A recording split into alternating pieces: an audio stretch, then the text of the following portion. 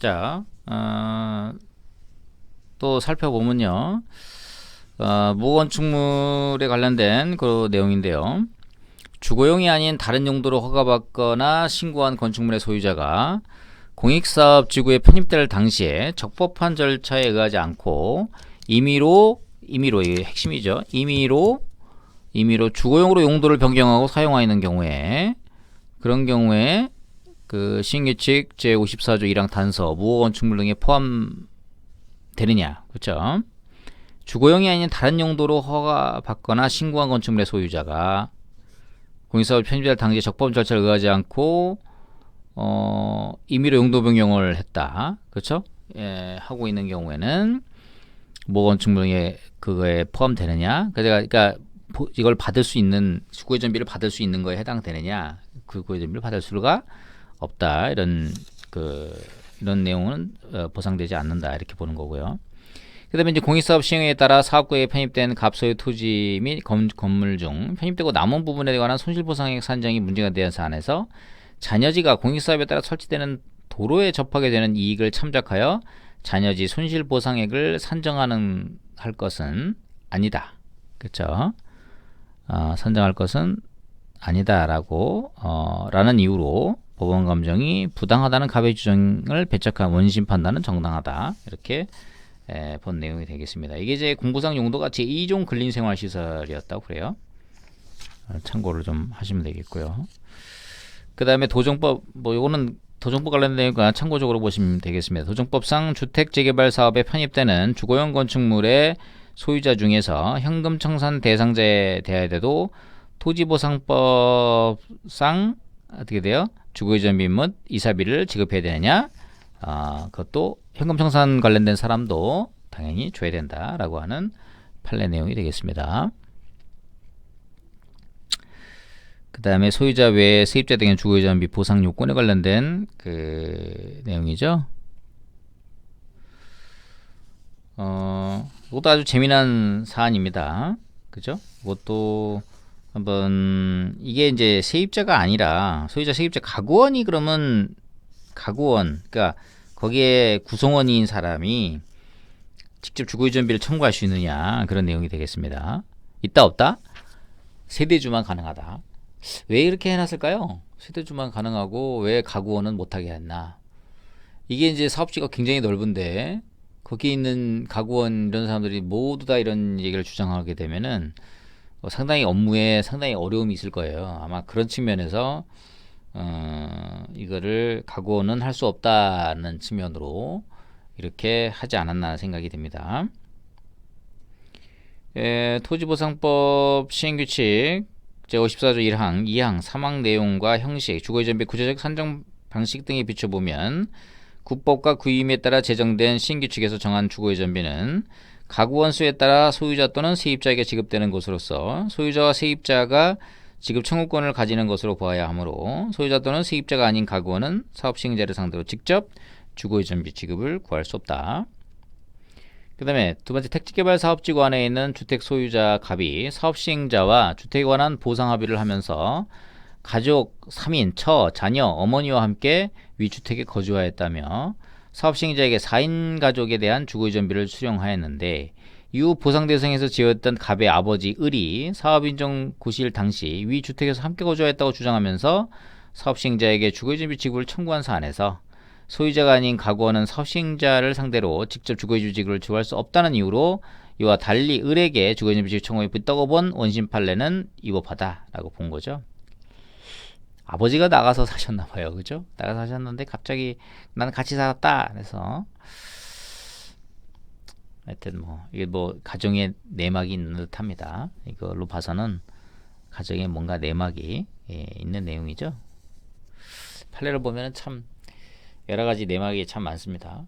오늘 본 판례 중에 특이한 판례가 있는데 점굿 그것도 영업보상의 대상이 된다라고 하는 거하고, 전에도 말씀드렸지만 5일장 사건, 뒤에도 아마 나올 겁니다. 5일장 사건에서 5일마다 하는 것도 영업보상의 대상이 된다. 그러면 5분의 1만 줘야 되는 거냐, 사업시행 5분의 1만 줘야 된다. 그러면 5분의 1 아니다. 그 다음에 또 판례 중에 이제 계절별로 체육시설 중에서 계절별로 하는 수영장하고 그다음에 스키장 이런 것들도 계절별로 하는 보상에 대해서는 보상 대상이 된다라고 하는 그런 내용입니다. 네 번째 쟁점 한번 보죠. 법령상 319페이지.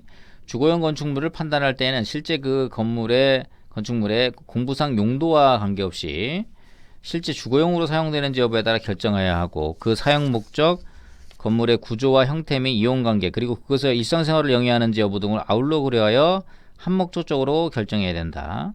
공익사업주거에 편입되어 있는 건물에 거주하는 세입자가 사업시행자에게 주거 이전비 등을 청구하였으나 그 건물의 건축물 대장상 용도가 일반 음식점으로 주거 이전비 지급 대상이 아니라는 이유로 주거 이전비 지급을 거절한 사안에서 건물이 외관상 주택 형태로 건축되어 있고 그 내부에 주거시설이 있는 점, 외관도 주택으로 있고 그다음에 주거실이 있는 점, 세입자가 위 건물에 전입식을 마치고 실제로 거주한 점을 지켜보면은 위 건물이 주거 이전비 뒤에서 해야 되는 건축물에 해당한다고 하는 것이 맞다. 그렇죠? 이것도 아주 참 중요한 그런 판례 내용이 되겠습니다. 주거 이전비 상당히 많죠. 그래서 공익사업 322페이지 보면 공익사업의 시행에 따라 이주하는 주거용 건축물의 세입자에게 지급하는 주거이전비면 이사비 지급 의무 이행지체 책임 기산 시점은 누구다? 언제다? 재무자가 이행 청구를 받은 다음 날부터 기산한다. 이렇게 보시면 되겠죠.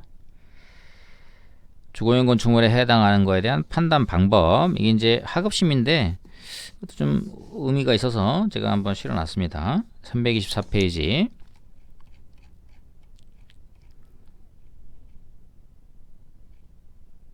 하급식 판결인데요. 대구 지법 판결이긴 한데 상당히 잘 짚어놓은 내용입니다.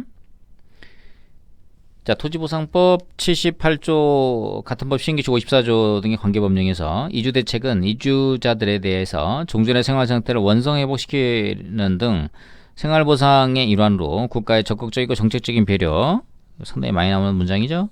이와 같은 이주대책을 마련하는 본래의 취지가 생활인권 상실한 그 근거지는 그 이전이 용이하지 않고 생활의 근거를 상실하게 되는 거주자가 종전의 생활 상태를 원성을 회복시키는 상당한 비용이 필요하므로 생활보상의 측면에서 이를 보상해준다는 점에 비춰보면 관계법령상 주거용 건축물을 판단할 때는 그 실제 공부상 용도와 관계없이 실제 주거용으로 사용되는지 여부에 따라 결정해야 되고, 그 사용 목적, 건물의 구조와 형태, 이용관계, 그리고 그것을 일상생활을 영위하는지 등 여부를 아울러 고려하여 한목적으로 결정해야 된다. 공익사업지구에 편입되어 있는 건물에 거주하는 세입자가 사업시행자에게 주거이전비 등을 청구하였으나 그 건물의 건축물 용도상 일반 음식점으로 주거이전비 지급 등에서 아니라는 이유로 주거이전비 지급을 거절한 사안에서 위 건물이 외관상 주택의 형태로 되어 있고 내부 시설이 있다는 점, 이런 거 전입신고 마치고 주거용으로 사용했다는 점에서 이거는 주거용으로 보는 수도 있겠다. 그렇죠? 4개월번의 주거이전비에 대해서 600만원 정도 줬네요. 600만원. 그렇죠? 600만원 정도 줬습니다. 그 다음에 이제 관계법령 보면 78조 있고요. 시행규칙 54조 있고, 이사비 기준은 별도로 별표에 마련되어 있습니다. 동산의 이사비 기준에 대해서는요. 자, 그 다음에 우리 도정법에 또 나오는데 328페이지 도정법에도 관련된 내용이 또 나오는데 이것도 한번 참고해보죠. 도정법상 주거용 건축물의 소유자에 대한 주거이전비 보상은 주거용 건축물에 대한 정비 계획에 관한 공람 공고일부터 해당 건축물에 대한 보상할 때까지 계속하여 소유 및 거주한 주거용 건축물의 소유자를 대상으로 해야 된다. 그쵸? 그런 것들 참고를 해서 보시면 되겠습니다.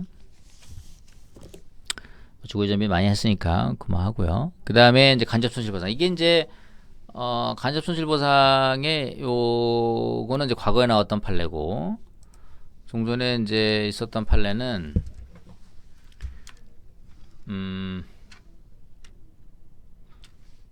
2018도 둘둘칠 판결이죠. 이게 이제 가장 최근에 나왔던 간접 손실 보상 최근 판례는 2018도 227이죠. 양자모업을 했던 사건인데요. 간접 손실 보상 관련된 거. 과거에도 이제 간접 손실 보상 판례는 죄다 있었습니다. 그렇죠? 있어서 2010다 23210, 2013도 12478 판결에 보면은 토지보상법 79조 2항에 있어서 시행규칙 57조가 이게 토지 등의 비용 보상에 관련된 내용입니다. 비용 부용의 사업 폐지에 따른 보상 청구권. 79조 2항을 논구로 삼았는데 공익사업 시행으로 적법한 공권적 행사에 의한 재산상 특별한 희생에 대해서 전체적인 공평 부담의 견제에서 공익사업 주체가 손해를 보상하여주는 손실보상. 손해가 아니고 손실이죠. 여기서는 판례도 오타를 냈네요. 손실보상 일정으로 공법상의 권리임이 분명하므로 그에 관한 쟁성은 민사소송이라 행정소송 절차에 되고, 이 사업 폐지에 대한 그 비용 보상에 관련된 거는 뭐다? 이거는 권리구제를 재결을 거쳐서 권리구제를 받아야 된다. 그 다음에 공익사업시행지구 부상은 80조에 규정된 에서 협의하고 협의가 안 되면 재결 들어가죠. 재결이 나오면 재결에 대한 불복을 해야 된다. 이거에 대해서 아주 본격적으로 한 게 2018도 227 판결이죠. 이것이 뭐 그에 관련된 전형적인 이런 많은 내용들을 담고 있습니다.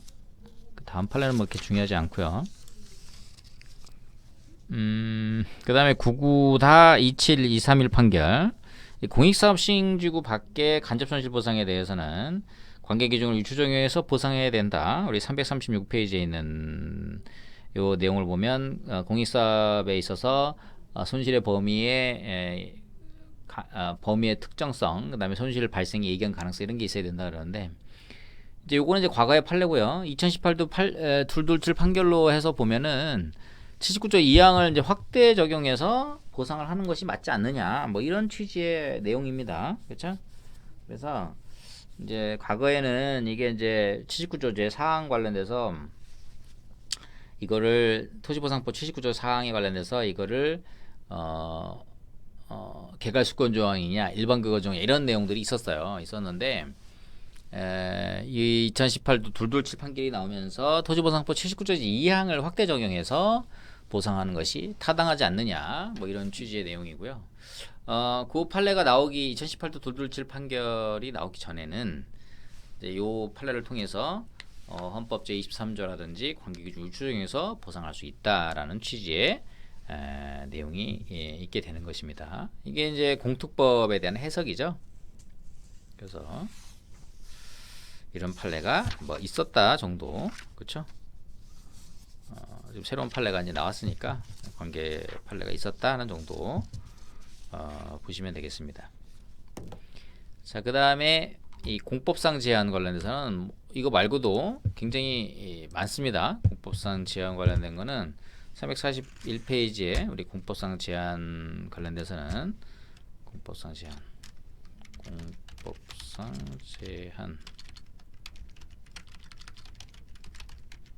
손실보상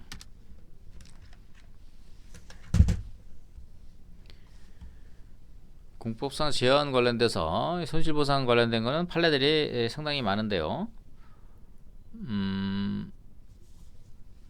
이 일반적 계획제한이냐 이제 개별적 계획제한이냐 뭐 이런 부분들도 상당히 했고요.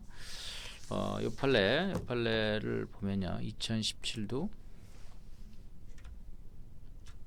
2017 2에 61799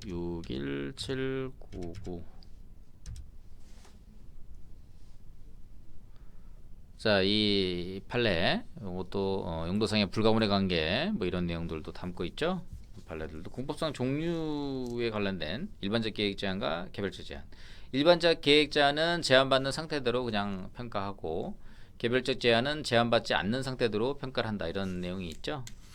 그래서 이 공법상 제한에 관련된 이런 내용들은 한번 이번 참에 324페이지 나와 있는데 이거 참에 한번 읽어보면 좋을 것 같습니다. 여러분들 판례도 같이 보시고요. 2017도 6-799 판결. 토지보상법률과 그 시행규칙에 관련 규정에 의하면 군법상 제한을 받는 토지에 대한 보상액을 산정할 때 군법상 제한이 그 도시계획법, 지금으로 보면 국토의계획에 위반한 법률이죠.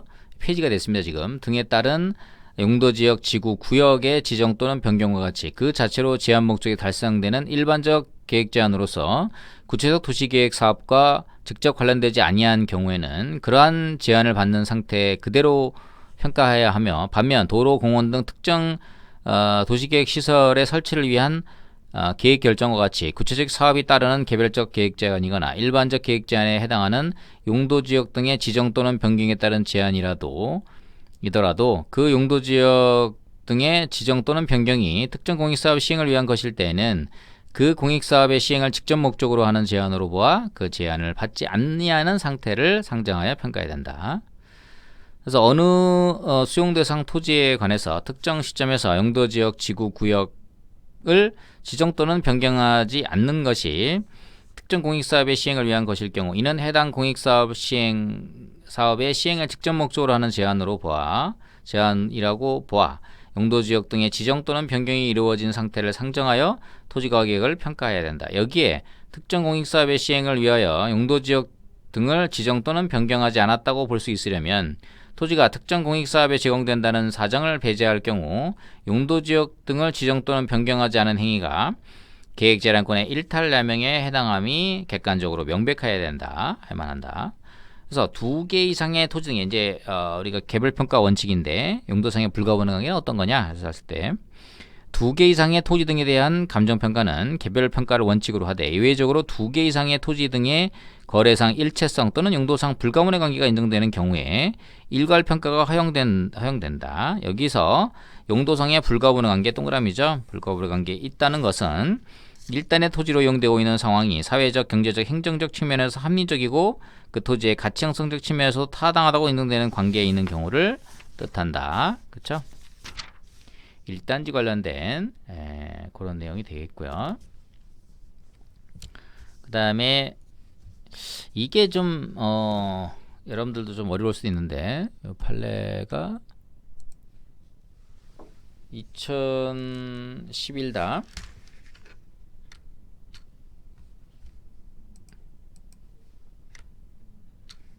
2011 4에 104253 판결. 토지보상법 시행규칙 제22조는 상위 법령과 결합해서 대외적인 구속력이 있다라고 하는 이런 판례인데요. 우리 토지보상법 시행규칙이 이게 국토교통부령으로 되어 있습니다. 국토교통부 령으로 되어 있는데 이게 어떻게 상위 법령과 결합해서 대외적인 구속력이 있는 것이냐라고 하는데, 옛날에 이제 공공용지 취득 및 손실보상 특례법은 사법입니다. 그러니까 일종의 이제 이런 거죠. 예전에 이제 공특법은 여기 이제 사법이었고요. 공특법은 약자입니다. 공공용지 취득 및 손실보상 특례법, 이게 1975년도에 만들어진 거고 1962년도에 토지수용법을 만들어져서 이건 공법이었어요. 공법, 토지수용법. 이게 두 개가 2003년 1월 1일 토지보상법이 됐습니다. 통합이 된 거죠. 통합이 되면서 공특법에는 조문이 몇 개 없었어요. 근데 여기 이제 시행규칙에 사법의 시행규칙에 있는 것들이 전부 공법에, 그죠? 이 공법에 일로 들어와 있어요. 동법의 시행규칙으로 들어왔어요. 그래서 과거의 판례들은 보면은 전부 토지보상법 시행규칙 관련된 거를 공특법 시행규칙이 있다 보니까 이거를 뭐라고 봤냐면은 법령보충적 행정규칙으로 본 거죠. 그러다가 이거만 이제 그 법령보충적 행정규칙으로 보면서 법규성이 없는 것으로 보면은 이게 형평성에 문제가 있는 게 아닐까, 그렇죠? 그런 상황에서 이건 상위 법령과 결합해서 대외적인 구성력이 있는 법령보충적 행정규칙으로 봤다, 그렇죠? 토지보상법 제68조 3항은 협의취득 보상의 산정에 관한 구체적인 기준을 시행규칙에 위임하고 있고, 위임 범위 내에서 공익사업을 위한 토지 등의 취득 및 보상의 법률 시행규칙 22조는 22조 시행규칙 22조죠. 토지에 건축물 등이 있는 경우는 건축물 등이 없는 상태를 상정해 나지 상정 평가라고 그러죠. 토지를 평가도로 규정하고 있는데 이는 비록 행정규칙의 형식이나 토지보상법 내용이 될 사항을 구체적으로 정하여 내용을 보충하는 기능을 갖는 것이므로 토지보상법과 결합하여 대외적인 구속력을 갖는다. 그래서 법령, 보충적, 행정규칙이다. 그렇죠? 이건 참고적으로 알아두시기 바랍니다. 자, 이번 시간에는 여기까지 한번 살펴보도록 하고요. 다음 시간에 또 현황평가 관련된 이거를 한번 보도록 하겠습니다. 이게 좀 양도 많고 그래도 진도 진짜 많이 나가는 거예요. 이 정도면은 되게 많이 나가는 건데 여러분들이 따라오기도 쉽지 않으실 거라 생각이 들어요. 그런데 그래도 이제 이렇게 같이 이렇게 공부해보고 읽어보고 같이 하면서 이렇게 판례들도 보고 이렇게 하면 되는구나 이렇게 또 여러분들이 하시면은 아주 유익한 그런 공부가 되지 않을까 싶습니다. 어렵더라도 같이 한번 판례도 보시고요. 제가 이게 논문 좀 관계된 논문들이 있어서 논문 좀 들려다가 이게 완전히 또 논문까지 들어서 공부하라 그러면 여러분 힘드시잖아요. 그래서 중요한 건 몇 개는 드리겠는데 너무 부담은 드리지 않도록 그렇게 하도록 하겠습니다. 자, 이번 시간은 여기까지 하고요. 다음 시간에 또 건강한 모습으로 뵙도록 하겠습니다. 고맙습니다.